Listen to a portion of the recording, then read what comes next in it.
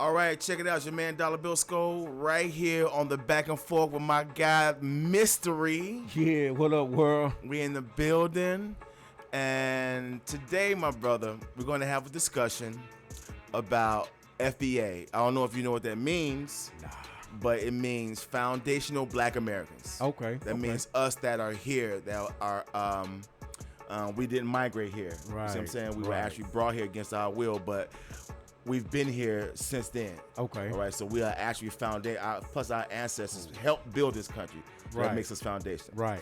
So the conversation has been lately, Busta Rhymes, Fat Joe, Pete Rock, and everyone else a lot of people been saying that black culture is not our culture. They're saying that our culture comes from the Caribbeans, Jamaica. Even saying that Latino and Puerto Rican influence is our culture. All right. I don't know. You haven't been hearing that? I'm glad you're laughing because it's the truth. I caught some of it. Yeah. But Busta Rhymes? Busta Rhymes said this, and I quote, I don't know what their culture is. Talking about American. I don't know what American culture is because they shit is our shit. Yeah, he said that. Wow. So Now, go ahead. I'm sorry. Is Busta from America? He's actually Jamaican, but he may have been born. I don't know if he's born here or he migrated here, but he's Jamaican. Okay. All right. Okay. And now it's come to find out that a lot of rappers that we grew up liking and loving are of Caribbean or other descent. Like Fab is Dominican Republican. Oh, wow. Pete Rock is Jamaican. I've been knowing Heavy D has been Jamaican, but Pepper from Salt and Pepper is like Jamaica or Trinidadian and something like that. See, I didn't know that. And you see, because they blend right in, don't they? Right. Don't speak their little accents or whatever. They blend right in. Yeah. So here's the argument. If Busta Rhymes is saying that foundational black Americans don't have any culture, where is their equivalent to Michael Jackson? Where's their equivalent to Prince? Where's their equivalent to R. Kelly? Right. You see what I'm saying? Wow. Now, again, we're talking about foundational black Americans. Michael Jackson ain't no punk. He's from Gary, Indiana. Exactly. G.I. Right? Prince from Minneapolis, Minnesota. These are hoods. Yep. R. Kelly, South Side of Chicago. Yeah. These are no joke. Right. They're not from Kingston, Jamaica. Exactly. They're not from any part of diaspora. They're from here.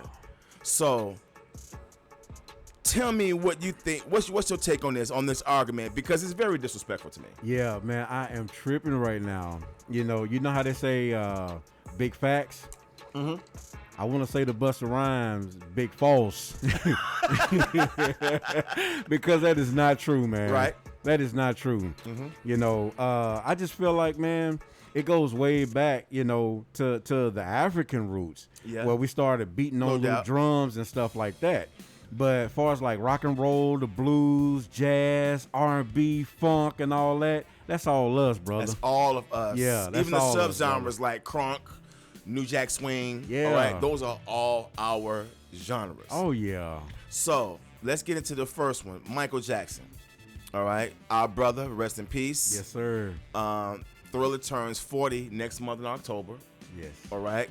9 bangers on there. Yes, sir. All right. From top to bottom, you can listen to that shit without switching no tracks off. That's right. Where is with the exception of Wanna Be Starring Something. The part where they go, Mama say, Mama sa, Mama sa. Right. That's about the only African influence I hear on that record. Right. There's no Caribbean influence. Nope. There's most definitely no Latino, Puerto Rican influence. Nope. So where's this shit coming from? Exactly, man. All right. Quincy Jones, another foundational black American from the South Side of Chicago. Right. One of our greatest producers Yes. in the industry, period. Legendary. Have you seen a Jamaican, a Caribbean, or Latino equivalent to him? Nope. No influences at all. None. Period. None. Are they smoking? Something. Like that just I'm bugging out, man, because I out of all people, and you know what? As I think about it, the artists that you named, they're all from New York, which a lot of people from Jamaica, the Caribbeans, they all moved to New York. Yep. You know, so evidently they need to go back and do some history lessons. Now here's the thing. speaking of history, they don't know their history. Mm-hmm. They're participating in a culture that we created and saying that we didn't create it. Wow. They're saying that hip hop started with the parties that Kool Herc was doing in 1973. All right? They're actually saying that him, Grandmaster Flash, and African Bambaataa, they call them the Trinity of hip hop. Man, all of them are of Caribbean descent. So now the history is going to be rewritten. If we don't stop this, 100 years from now, people would think hip hop started with a West Indian. Exactly. You see what I'm saying? Exactly. So this is the reason why we got to curb this shit. So we're talking about foundational Black America. We're talking about Michael Jackson, Prince, and R. Kelly. Again, we own Michael Jackson. Here's a brother, grew up from Gary, Indiana. Yeah. Straight middle of the map, middle of America. All right. Father worked in the steel mills. Mm-hmm. All right. They lived in that little tiny crunchy ass house. Yep. All them kids. Yep. And Joe Jackson saw something in his kids. Mm-hmm. And he gave us the Jacksons. And out of that came the greatest entertainer in the world. Yes. Go ahead. You elaborate on that. Hey, man. I mean, you already know Michael's my guy. Mm-hmm. You know, hands down. But you were right, man. Joe gave us the world, Joe and Catherine. Yeah. You know, and I thank them for that. Yeah. So if any of their family members are looking, hey, I salute you and I appreciate you. Most definitely. You know, I mean, that's I don't really want to say too much because, I mean, you know, that's my guy. Yeah. So, you know, I can go on and on forever about Michael. Yeah. It's just sad to say that we have to have this discussion because everyone knows that when people think of Black people, not just other people around the world. My point is this: when people in other parts of the world think of Black people, they think of Black Americans. Right. Because we are the driving culture here. Exactly. I don't see anybody around the world trying to dress like Caribbeans. That's true. Trying to jack Caribbean swag. Right. Like Rotimi, the actor, you know who he is? Yeah. He was on a radio show here recently saying that same shit. All the Nigerian swag's been jacked by us over here. And I'm like, where is this shit coming from? Because if it was all that, why the fuck you not back over there? Right. Why'd you have to come to America to get a record deal? Right. To get signed by these American people, and you're working with foundational Black Americans. Exactly. What show is he on? He's on Power. A show produced by a foundational Black American. Yep. 50 Cent. From South Jamaica, Queens. Yep. You know what? I really like his music, but with you giving me this information, I really want to get in a boxing ring with them. Cause I mean, I'm really like bugging out with this. Yeah. You know, I cannot believe that they are saying this. Yes. Like, it's just mind blowing. When Busta Rhymes and them make these kind of statements, I don't think just for me personally. Mm-hmm. I think about the people who we were inspired by in this culture. All right, because our culture is not just music, but it's also slang. Yeah. The way we dress. Yeah. Our athletes. Mm-hmm. The Michael Jordans. The Bo Jacksons. Yeah. You see what I'm saying? Yeah. You mean to tell me that these people don't have it? Because you know in the 90s, we were the culture. The 90s was all Black culture. Yeah. From 90 to 99. Oh, yeah. We killed everything. Our movies, our soundtracks, Yep. fashion. Yep. They even had, you know, the Simpsons dressing up as hip hop. Damn. They didn't have the Simpsons dressing like Caribbeans. Nope. Gold chain, Adidas. You see what I'm saying? Yeah. You know what? I'm going to give them the benefit of the doubt. Because I would actually like to hear what Busta Rhymes and them actually said. You can look it up. It's out there. And he's at he's on some type of red carpet going to an event, and these reporters asked him about something like that, and that's when he went in on it. You know what I'm saying? I would have slapped him. Man, let me tell you, and this guy talking about some, you know, he supposed to be God body, you know what I'm saying? But here he is, a Jamaican, proud Jamaican, but you're practicing Muslim religion. What? You know what? Why he didn't say that at the beginning of his career? Same thing for Fat Joe. Fat Joe talking about some Latinos were there in the beginning, 50%, half. No. Because if people know their history, right, in New York, when hip hop was first started in the late 60s, early 70s, the Latinos in those neighborhoods was not down with that shit. right. And any Latino that was trying to be down with, they got dissed by their own people. Yeah. They was into their own music, their bossa nova, all that other type of shit. Tito Puente, all that type of shit. Yeah. They wasn't listening to black music. You know what? You are so right about that. Nas had I don't know if it was a movie or a show where they had the DJs going against each other. Yeah. Actually, like how hip hop really got started. Yeah. You are so right, because there was this one Latino guy who was trying to get down, and they just disowned him. I cannot remember the name of the show. People did. Yes, See? yes. Was it The Get Down? The Get Down. Yeah. You are so right. Yep, yep. Yeah. I love that show. And people always talk about how that show has always been accurate. It's been so if The Get Down showed that, then that's what it was. Exactly. Now, no one's leaving Latinos out. All right. They did contribute to the culture, but they did not have a hand in actually creating this culture. Nope. You see what I'm saying? Yep. So again, when Busta Rhymes say that he's disrespecting Michael Jackson, oh yeah, the greatest fucking entertainer in the world, has no culture, right? And that's a slap to him, to me, to you. Man, I'm bugging out, man. Like, I might need a drink after this. Listen to me, man. This is a conversation now, all right? Now, let's go into this next one. Let's go into our brother Prince, all right? Also, rest in peace. Minneapolis, Minnesota. First hit the scene in 77. Yes. All right? Wrote and produced that whole album. No samples, no nothing. Them executives at Warner Brothers like, who is this young kid? Yeah. Producing this. They was trying to get Maurice Starr. They was wanted to pair him with Maurice Starr to produce his album. Warner Brothers did. Wow. And he was like, he turned it down.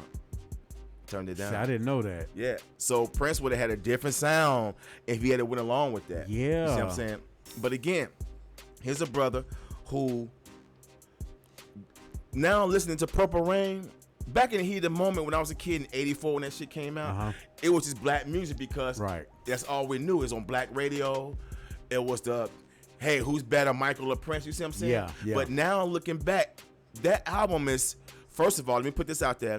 It beat the Bee Gees record. Oh, yeah. For the greatest soundtrack in the history of soundtracks. Oh, yeah. For the Saturday Night Fever. Purple Rain is still to date the greatest soundtrack in the history of music. All right. I believe that. 9 tracks. It's like Thriller, ironically. All right. All right. But also, when you listen to that, it's rock. Yes. It's pop. Yes. It's blues. Yes. It's punk rock. R&B. It's R&B. All of that. It's ahead of its time. Yep. But we in the hood, talking about, let's go great, and that hard ass, hard ass rock guitar. Exactly. You know what I'm saying? I don't see what there's any Jamaican, Caribbean, African influence in any of that shit. Not at all. And if you're listening to Purple Rain all the way through, you don't hear none of that in there. Yeah, yeah. You know what? Speaking of Prince, I got a little known fact, man. You know, him and Rick James used to go on tour all the time. Yeah, they did. Yeah. So you know about Rick James stealing his synthesizer, right? No. He had this new keyboard or something that was new. Right. So Prince, you know, him and Rick James always get to a little argument. So Rick James stole his synthesizer, had all his sounds and everything programmed in it. The song that we know, what was his single, Rick James? Oh, he had so many. I don't know. Oh man, I gotta go back. But anyway, one of his singles, if you go back and listen to the sound, doom doo doo doom doo doom, Super Freak. Super Freak, okay. That's the keyboard that he stole from Prince. And then used it to. He used it. He erased all the sounds and then he threw it away. Damn. Yes. Yes. Yeah, when I found out that Rick James and Prince had beef, I was like, what? Yep. Yep. Because Rick James was kind of jealous of this new kid coming to the industry and making all this fucking noise. And but check this out. Did you see the Rick James documentary? No. Watch that. Oh man. Okay, Barry Gordy's son used to be Rick James' manager. Wow. Check this out. He said this was early 80s. Rick James came into his. They was finna get Rick James everything he was asking for. He was about to fucking be the man. He came into the office wilding out. Fucking money. He was wilding out. Wow. He walked out the goddamn office, slammed the door. The dude got on the phone and said, Lionel Richie. And that's when Lionel Richie began to rise in the 80s. He did. Remember when Lionel Richie just fucking took off? Yep. That's because Rick James fucked up his spot. That was finna be Rick James. Wow. And he was like, 2 words, man, give me Lionel Richie. Because I remember Hello came out, I want to say like October, when Thriller, after Thriller. Yeah. Because, I remember that. Yep. Wow. That was supposed to be Rick James's rising moment. You know what I'm saying? He was supposed to be they was gonna really get behind him and give him every fucking thing he had been asking for and complaining about. But that one last time, they fucked it up. And dude got on the phone was like Lionel Richie. And from there it is. Like Rick James said before, cocaine's a hell of a drug. Wow. That's one of our brothers, and I miss him. Rest in peace. But Rick James was wild. Yeah. You know what I'm saying? Rick James was wild. He was a true rock star. You know what I'm saying? And I found out that him and the Stone City Band, they wore the braids because they was trying to be like the African warriors. They wanted to look like African warriors. Wow. So that's why they wore them braids. Yeah. Man, Rick James was on his black shit. Dang. Another one of our foundational black Americans. Man, and you trying to say that brother ain't got no culture? Yeah. Shit. So again, him and Prince had this beef. And it blew my mind to find out that they had this beef because I heard Rick James was trying to be cool. Yeah. But Prince was just, I guess it's too much. I guess it's too feisty or something. You know what I'm saying? I don't know. You know what I'm saying? I mean, that you go back when Michael brought Prince on stage, when they was with James Brown. Yeah. Mike was trying to show him a little light, give him a little light, because both of them was kind of starting their solo careers. Yeah. So, he was high, as usual. And Prince went on the pole and fell, and I guess he thought that was an embarrassing moment for him. A lot of people was talking about him. After that, him and Mike was beefing. But before Prince died, he admitted that they did all that in fun. So they really wasn't beefing. Yeah. Yeah. It's crazy because, back in the heat of the moment, everybody was always arguing about who's better, Michael or Prince. Yeah. Who get more women, Michael or Prince. And then Michael, they was kind of both on this androgynous. Remember that androgynous look was big in the 80s? It was him, Prince, David Bowie, Boy George. They all had this androgynous ass look. Yeah. And it works. It did. You know what I'm saying? But Prince was in heels, though. Yeah. Prince was in heels, but he killed it. He killed it, though. He killed it, though. But when he finally dropped this Purple Rain album, that was like his Thriller. Yes. You know what I'm saying? Yes. Michael won all the Grammys, but Prince got an Oscar. Yeah, he did. For Purple Rain. And Mike, I don't know if he was nominated for one, because I know him and Quincy Jones did some work for the E.T. soundtrack, or like did like a booklet or something. Yeah. That wasn't like no real music. I think that was kind of a bad move, man. You think so? Yeah, and that movie, was it a Vimo? The name of the movie that he did? Which movie? When Mike was Captain EO? Yeah. Yeah, that's that Walt Disney stuff he was doing. I love my man Mike, but God, that was... Yeah. Mike could have... But you know what? It was the 80s, and Michael was just trying to give his fans what they wanted. You know what I'm saying? Especially kids. So Michael and Disney, I can see it. You know what I'm saying? Yeah. But looking back, have you seen that? Just part of it. I've seen it all. I was like, I couldn't get into it, man. I'm sorry. Yeah, it was kind of corny, man. And so we glad Prince didn't do no shit like that. But look, Prince came back and did Under the Cherry Moon, and the critics didn't like that. Yeah, they didn't like that movie. Okay, Prince did 3 movies in the 80s. Purple Rain, Under the Cherry Moon, and Sign of the Times, which was like a documentary concert. You know what I'm saying? But by Under the Cherry Moon coming right after Purple Rain. They was expecting, to be a bigger than that. Or like a continuous of Purple Rain. It was some totally, Prince gonna always change lanes on your ass. Oh yeah. So, but I liked it. You know what I'm saying? It was black and white, which was something different for him. But the dialogue, the script could have been better. Yeah. You know what I'm saying? But still, it was still a good film. Yeah. But the critics didn't like that shit.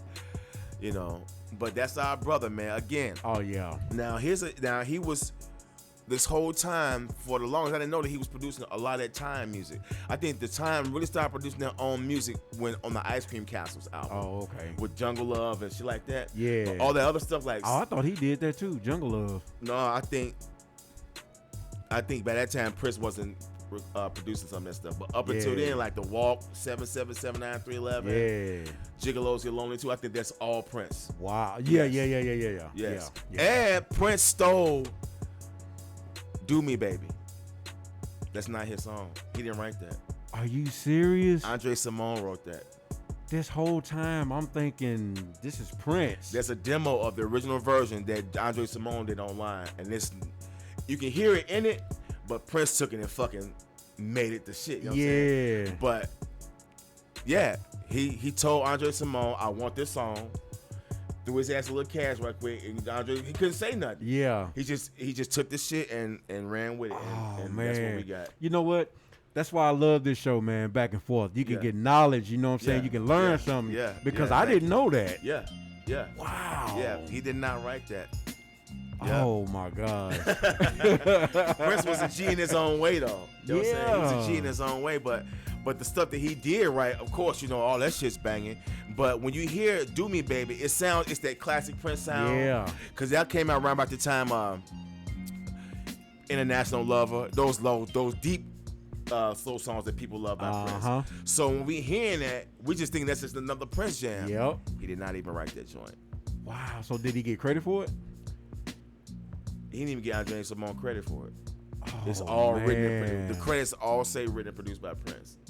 Yeah. Wow. But Andre Simone actually wrote, and I think he did the demo version to it too. And Prince took it around. Same thing with Kiss. He had a song that he gave to a group called Maserati that they was working on, and he actually gave the song to them. And the version that they did, he didn't like it. Yeah. So he took his song back, stripped it down, took the bass line out, and that's what we got. And Warner Brothers wasn't going to release it because they was like, where's the bass? Yeah. And Prince was like, it'll work. And sure the fuck did. Dang. Yep. Hey, Dude, man, cold, look. Man. Anytime, am I looking at this camera? Anytime y'all want to learn something, Back and Forth is the station you need to tune in to. You feel me? Thank you. Dollar Bill is kicking some mad knowledge. I've been in the music, man, for over 30 years. And I didn't even know this stuff he's talking about. Yeah. So y'all need to tune in, man. Thank you. Busta Rhymes. Thank you, man. All of y'all. Yeah. Y'all gotta get y'all facts together because y'all been like, even when, remember like some years ago when Rihanna said something kind of disrespectful about our sister that was on the bus. And Rosa Parks? I think she said something disrespectful against Rosa Parks. See, the thing is this. And this is not me trying to talk shit. This is actual fact. A lot of those immigrants that come over here, like from Jamaica, from the motherland, they already come over here with a hate for us. Right. They already come over here with a hate for us. So disrespecting Malcolm X like Nicki Minaj did is nothing to her. Wow. Because they, where they're from, they haven't produced a Malcolm X. Yeah. You see what I'm saying? They haven't produced a Martin Luther King. That's sad, man. You see what I'm saying? And these were brothers and sisters that was fighting for brothers and sisters all around the world. So they should be bigging up these guys. Exactly. But you can't disrespect Malcolm X using his image on your shit, talking about some looking ass. Right. And yeah, Nicki Minaj, I think she's like from Jamaica, some Trinidad, some shit like that. Rihanna's from Barbados. So again, they from the islands. Yeah. And we love our brothers and sisters from over there. Man, love y'all. But we love the ones that are on code. Right. All that coding and shit, we don't get down with that, man. Exactly. And here's another thing. You notice here, since the Queen died, all right? all the brothers, not all of them, but most of the brothers and sisters in Jamaica been boohooing and crying their ass off over this chick, man. Yeah. If anybody knows the history on her and her family, you wouldn't shed a tear for them. Exactly. You're so right. You know, and we're gonna leave it right there. You know what I'm saying? But these people look as white people as God. Mm-hmm. And when they look at us, they see we be screaming on the white man. We in that white man face like, sit your ass down. They like, what is wrong with you niggas? Yeah, yeah. The white man is good. You niggas do not work.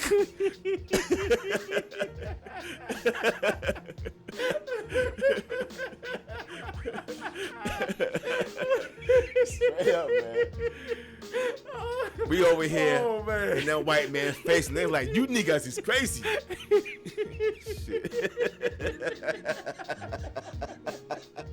I'm just being serious. And I love my brothers and sisters, but all y'all that's on code, y'all need to get on code.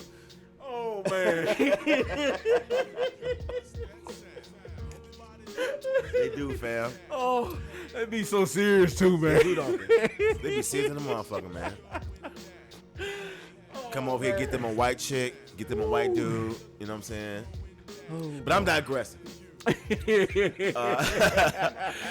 Anyways, all right. Our last brother we're gonna bring up is our brother R. Kelly. Yes, sir. All right, Chicago native, South Side.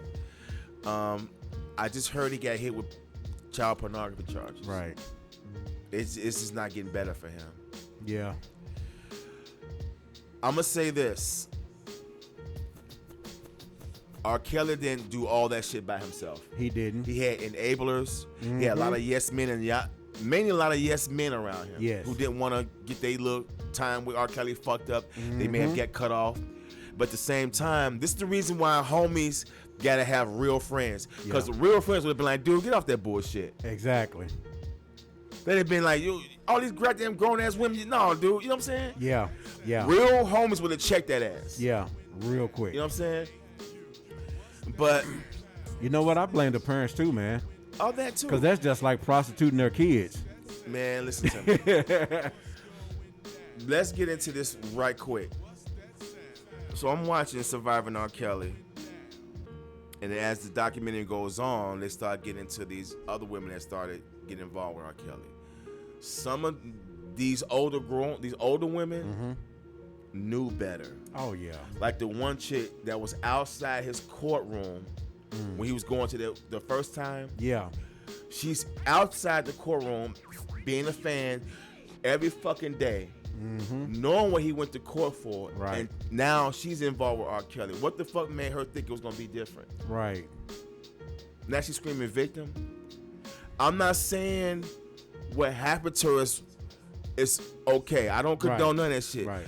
But if your mama told you don't put your hand in fire and you put your hand in fire anyway, you got burned. Mm-hmm.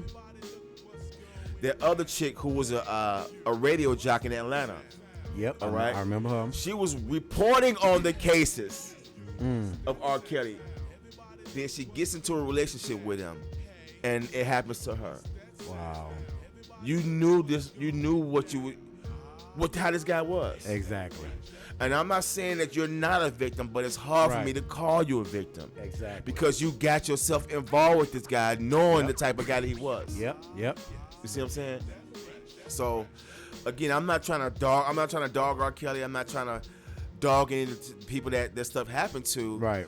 But at the same time, you got to zoom out and look at the bigger picture. Mm-hmm. R. Kelly was all the fucking way wrong, but these women knew what kind of shit they was going to be getting into. Exactly. And they still got into it with him. Exactly. Now, early on, that Aaliyah shit should have been a red flag off top. Yeah. All right? Yeah. And again, homies who were real friends should have checked that shit and nipped it in the bud then. Mm-hmm. Like you said, the parents should have been trying to fucking solicit their children for fame. Right. You see? Yeah. So it's a lot of hands involved with it. It's just that he's R. Kelly. He's the bigger face. Yeah. You see what I'm saying? Man, DMX said it best. You trust a thief to be a thief. You trust a snake to be a snake. Mm-hmm. Because you already know what they're going to do. Yeah. They're letting it be known. So yeah. Why would you be mad if you take that step and go get bit by that snake? Man, listen to me. It's like, speaking of snakes, like Snake Island. You ever heard of Snake Island? Snake Island? No. It's over 10,000 breeds of snakes on that motherfucker. Nobody goes there. You know why? Because you're not going to survive. Right. That's like saying, oh, man, fuck that shit. Yeah. And you go to Snake Island and your ass get bit and die. You knew what was up before you went there. Mm-hmm. I'm not saying that these girls are not victims. Right. But I'm saying, why scream victim when you jump yourself right in that situation? Exactly. You know what I'm saying? Yep. No one would date a serial killer right after he just murdered someone. Mm-hmm. Why would you want to risk that? When women, you know what I'm saying? When women see that Ted Bundy and all these guys out here were doing their thing, a lot of women was like, no, I wouldn't want to fuck with that. Exactly. It was on alert. Mm-hmm. You see what I'm saying? I don't know. Anyways, let's this is you had to write quick. Right. Okay, so our brother R. Kelly, very talented. Yes, a sir. brother who couldn't read or write at all. Well, I don't know if he couldn't write, but maybe I know he couldn't read. Yeah. But at the same time, how does all this goddamn talent come out of this guy who can't fucking read or write? From a black woman. His mama. Wow. Yeah. She taught him how to play the piano. Was helping him sing and stuff like that. Yeah. His mother. Black woman.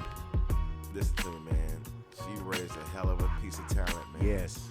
R. Kelly is the truth, and I know his music will never be the same if he ever gets a chance to do music again. Right. Because so far it's looking like he won't, and if he does, it's gonna be a long time. And he may be too old to do anything. You know what I'm saying? Unless he write for somebody. That too, but he had to do it in a ghost mode. Yeah. It can't be known that R. Kelly wrote this. Right. Right. You know, now, because I'm pretty sure there's still people that want to still fuck with him. Yeah. But they just don't want to be seen in that, you know what I'm saying, around that situation. I understand. Yeah. But that is a brother that so talented, man. Uh-huh.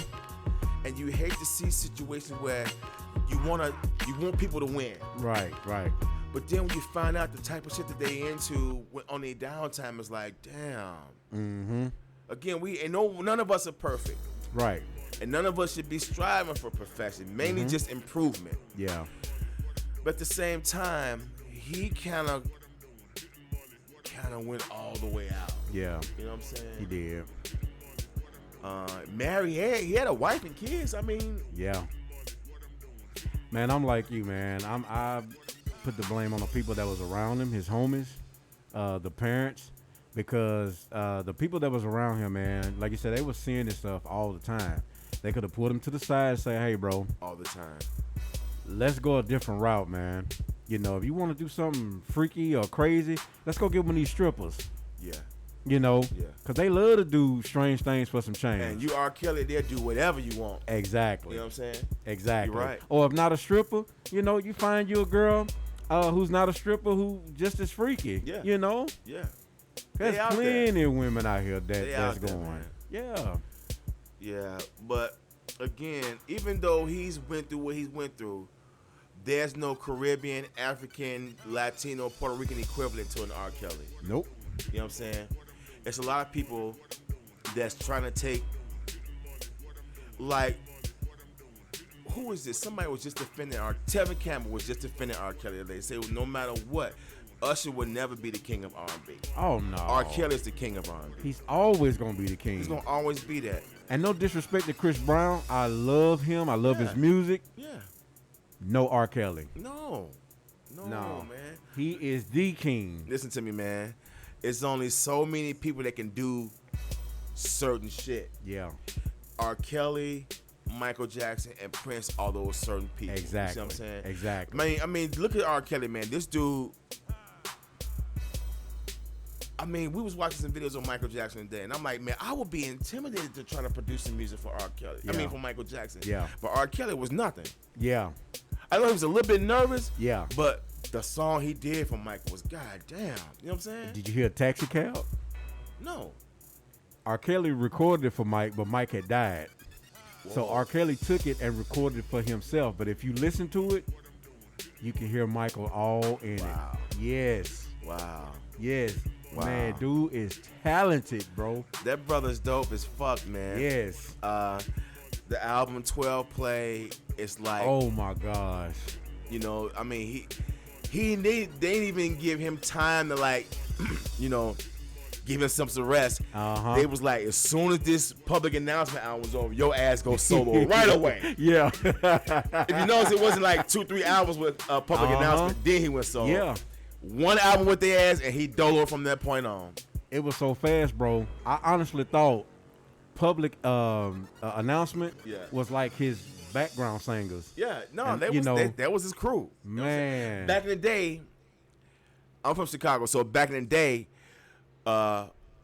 like late 80s, we used to see MGM sprayed up all over the South Side, and we thought they was a graffiti crew. Yeah. Like, who the fuck is the MGM motherfuckers? We went to a talent show, and it was Majestic Gentleman. It was R. Kelly and his crew. Wow. Wait, y'all MGM? Yeah. We thought for the longest they was just a graffiti crew. You know, because graffiti crews had their shit up everywhere. Yeah. So we're like, man, who is this new crew, MGM? Went to a goddamn talent show, and it was MGM, Majestic Gentleman. We like, wow, that was y'all the whole time. They was getting their name up all over the South Side just by doing that shit. You know what I'm saying? Wow. Yeah, so dude, he had a humble beginning. You know, playing on the L Train platform and shit coming up. Everybody knew him because he won a lot of talent shows and shit. Yeah. But when he actually started getting famous, the city had it. Man, you had to be in Chicago to feel that energy, dude. Man. The city was all the way behind R. Kelly. He could not go wrong, man. Dang. I mean, they was, hey, Chicago's own. Yeah. All right? Producer for Janet Jackson. Ooh. Producer for Toni Braxton. The list goes on, bro. Out the gate. I'm just out the gate, though. You know what I'm saying? Man. Yeah, the city, man. I had never seen the city be so proud. They wasn't feeling like that with Common or the Brat. Oh wow. Or Twister. No, I'm serious, dude. When R. Kelly was doing this shit, Chicago was just holding his ass up, dude. Dang. Yeah. I mean, they were always proud of their artists. Right. It was just something about him. You see what I'm saying? I think mainly because people used to see him around the city singing and shit. So here's this guy singing. Now he's famous as fuck. You know what I'm saying? And there it is, man. There go your three kings right there. Yeah, and I'm finna tell you, man, those three guys right there are influential. They have made more than just an impact on the industry. Yeah. They've won damn near all the awards. Yep. You know, but I say that to say all this. No matter what anyone else in the world says, there's no denying that foundational Black Americans are the driving culture in the world. Exactly. Everyone is trying to bite our swag. Yep. Bite the way we talk, the way we dress, most definitely our music. Oh yeah. All right. And I don't see. And again, all the other cultures, this is not a diss because everyone has their own culture, but you all just are not the driving culture in the world. Breakdancing is going to be in the Olympics next year. That started as a Black thing. Yeah. You see what I'm saying? Cardboard. Rapping, out of all the elements in hip hop, rapping is the driving element because when people think of hip hop, they think of rap. Exactly. You see what I'm saying? And all that shit comes from us.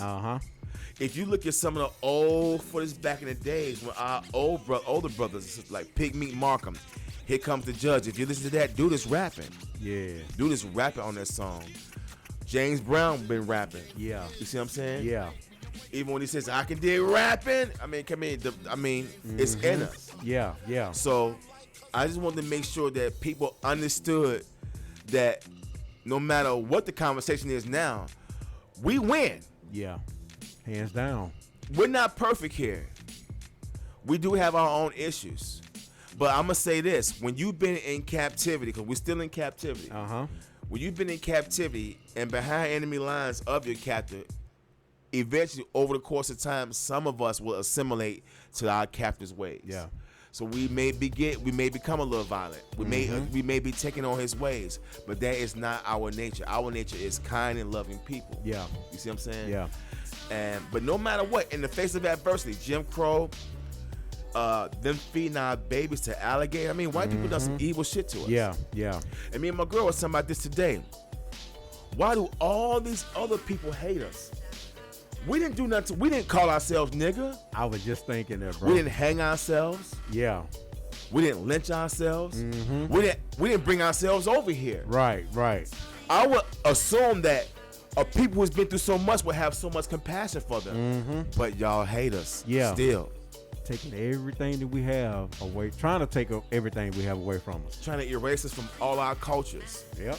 You know, they're trying to say Latinos and Puerto Ricans and Jamaicans and Caribbeans had some influence on hip hop. They're trying to say it's always a new king of pop. It's never a new king of rock, is it? No. They're going to leave that shit right in Elvis' lap. But somebody always trying to take Mike out of this motherfucking spot. Right. Timberlake is the new, no. Justin Bieber, no. Nope. In order for you to be the king of pop, you got to do the king of pop shit. Exactly. You got to literally change the landscape of music. Yep. Michael Jackson came in with a new canvas and a new paintbrush and said, fuck that shit. I'm finna paint this new shit. Yeah. I was telling my girl today, we was watching a whole shitload of Michael videos today. Man. We watched Thriller. And I told her, if you watch MTV before Thriller and then watch MTV after Thriller. Exactly. Them record executives was like, fuck this shit. Michael became a verb. Yeah. You got to do the Michael Jackson now. So all these labels that were signing artists had to come out doing choreography.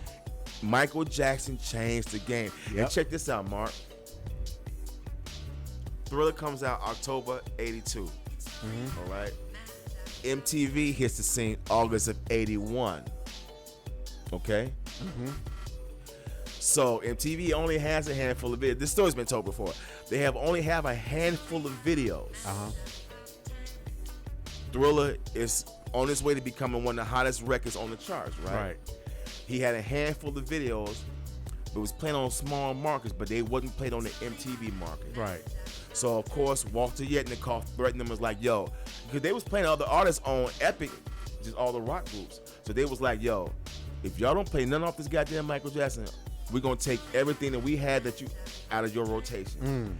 They had MTV by the nuts. MTV only had 50 videos at the time? Yeah. So they was like, okay, we'll give it a chance. Once they started playing Michael Jackson, MTV itself was never the same. Yeah. That changed See what I'm the saying? game. Michael Jackson comes in there with Beat It and Billie Jean, fuck the game up. Yeah. People cannot stop watching these videos. Yep.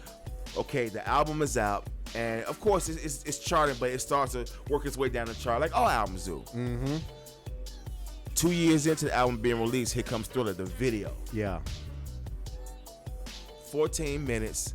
A video had never been 14 minutes before at that time. So all the other artists was like, fuck. God damn it. Damn it, Michael. Damn it, Michael.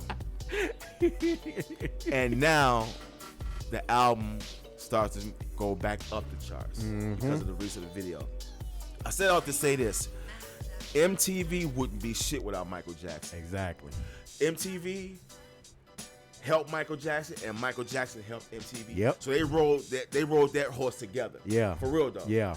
Michael Jackson changed the music video landscape. You had to now do dancing. You had to now have quick edits in your shit. That's all Michael Jackson, dude. Yep. You're right. That's all Michael Jackson, dude. You were so right, man. Yeah, people need to go back and do their history, bro. Yeah. For real. Yeah. And I mean, have you ever seen the Elvis movie? The new one that's out now? Yeah. I get it. I just haven't watched it yet. Oh man, you need to check it out. Okay. It's a really good movie, man. Okay. Like most of it is true, but some of it, they got to put their little Hollywood spin on it. Yeah. But I didn't know Elvis hung around a lot of black people. Where do you think he got his swag from? Yeah, no, I knew he got his swag from black people, but hanging with them, hanging around, in the hood. Oh, shit, okay. Yeah, he was in the hood. But you know what's crazy? The guy who signed Elvis back in the day, I was watching an interview on him. I don't know how old it was, but he was like, when he was looking to start a record label, he said, I wanted that black sound. Right. He was working with black musicians and session singers and session players, so he was already around them.